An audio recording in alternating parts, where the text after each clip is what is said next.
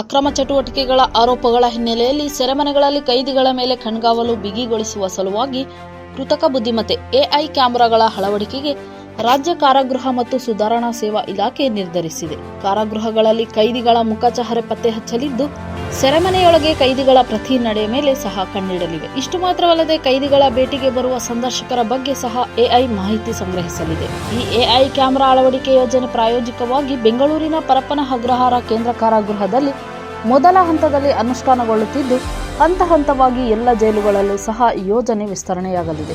ಜೈಲುಗಳಲ್ಲಿ ನಿಯಮಬಾಹಿರವಾಗಿ ಸಜಾ ಹಾಗೂ ವಿಚಾರಣಾಧೀನ ಕೈದಿಗಳ ಪರಸ್ಪರ ಭೇಟಿ, ಮಾದಕ ವಸ್ತುಗಳ ಪೂರೈಕೆ, ಮೊಬೈಲ್ ಬಳಕೆ ಹಾಗೂ ವಿಶೇಷ ಸೌಲಭ್ಯ ಸೇರಿದಂತೆ ಅಕ್ರಮ ಚಟುವಟಿಕೆಗಳು ನಡೆದಿರುವ ಬಗ್ಗೆ ಟೀಕೆಗಳು ವ್ಯಕ್ತವಾಗಿದ್ದವು. ಅಲ್ಲದೆ ಕಾನೂನು ಬಾಹಿರ ಕೃತ್ಯಗಳಿಗೆ ಕಾರಾಗೃಹ ಅಧಿಕಾರಿ ಸಿಬ್ಬಂದಿ ನೆರವು ಬಗ್ಗೆ ಆರೋಪಗಳಿವೆ.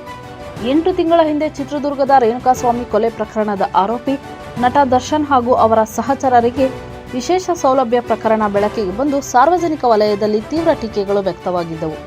ಕಾರಾಗೃಹಗಳಲ್ಲಿ ನಿಯಮಬಾಹಿರ ಕೃತ್ಯಗಳು ನಡೆಯದಂತೆ ಕಣ್ಗಾವಲು ವ್ಯವಸ್ಥೆಯನ್ನು ತಾಂತ್ರಿಕತೆ ಬಳಸಿಕೊಂಡು ಪರಿಷ್ಕರಿಸಲಾಗುತ್ತಿದ್ದು, ಎಐ ಕ್ಯಾಮೆರಾಗಳನ್ನು ಅಳವಡಿಸಿ ಜೈಲುಗಳಲ್ಲಿ ಕೈದಿಗಳ ಪ್ರತಿ ನಡೆಯ ಮೇಲೂ ನಿಗಾ ವಹಿಸುತ್ತೇವೆ ಎಂದು ಕಾರಾಗೃಹ ಇಲಾಖೆ ದಕ್ಷಿಣ ವಲಯ ಡಿಐಜಿ ದಿವ್ಯಶ್ರೀ ತಿಳಿಸಿದ್ದಾರೆ.